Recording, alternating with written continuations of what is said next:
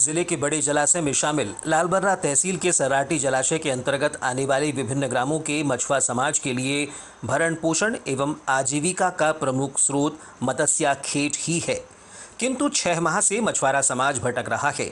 उन्हें विभाग द्वारा पट्टा प्रदान नहीं किया जा रहा है, जिसे लेकर कई बार विभागीय अधिकारियों को गुहार लगाई गई, लेकिन कोई हल नहीं निकला, जिससे मजबूर होकर अब मछुआरा समाज ने भूख हड़ताल अनशन प्रारंभ कर दी है और 16 अक्टूबर से 3 दिनों के लिए जिला पंचायत के सामने धरने पर बैठ गए। समाज की इस मांग को विधायक अनुभा मुंजारे के साथ ही कांग्रेस का भी समर्थन मिला, जिन्होंने मछुआरा समाज की विभिन्न मांगों को लेकर आवाज बुलंद की।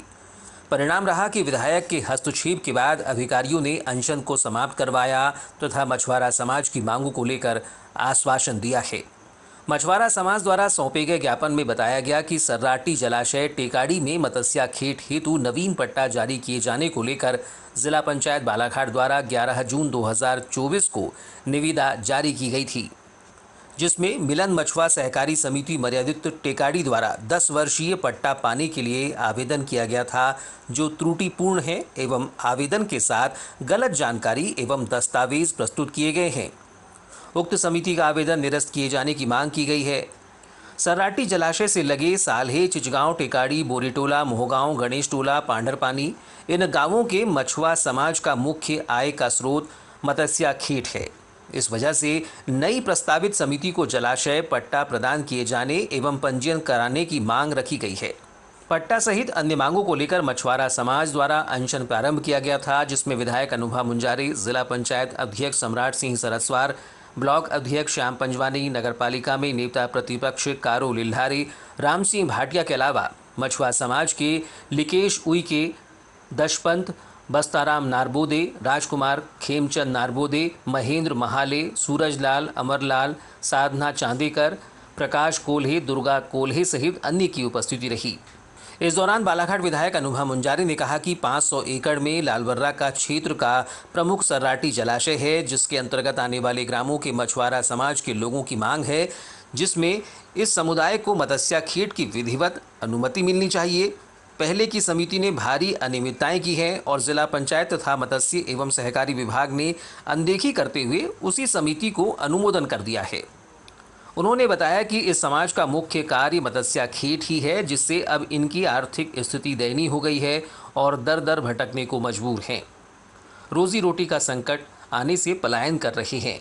इस आशय को लेकर इन्होंने जिला प्रशासन एवं जिला पंचायत से भी गुहार लगाई, लेकिन कोई सुनवाई नहीं हुई है।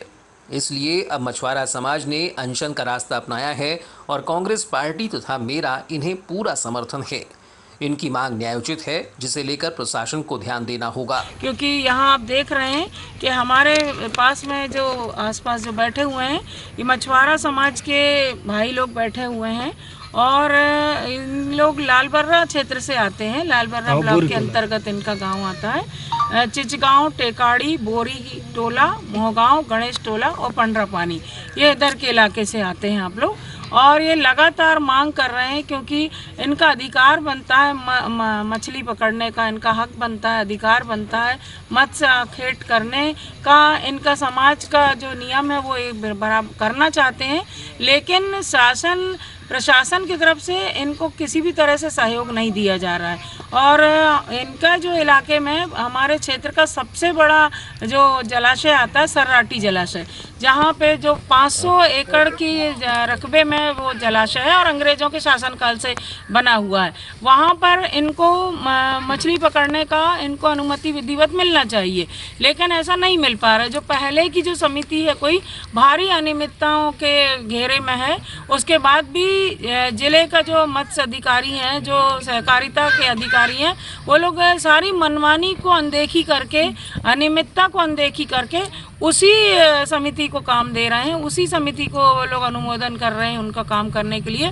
और ये जो है ये जायज़ है, ये ढीमर समाज के हमारे भाई बहन लोग हैं, जिनका मुख्य काम का यानी तरीका बोलें या इनका पेशा बोलें तो ये मत्स्य आखेट ही है, मछली पकड़ने का ही इनका है, इनका मूल यानी जो धंधा है। लेकिन स्थिति ये है कि दर दर भटक रहे हैं, भूखे प्यासे, परिवार को पालना मुश्किल है। और आप खुद ही इनसे सवाल करेंगे, ये बताएंगे कि अब रोजी रोटी के अभाव में ये लोग बाहर कमाने जाना पड़ रहा है, तो कितनी शर्म की बात है, दुख की बात है।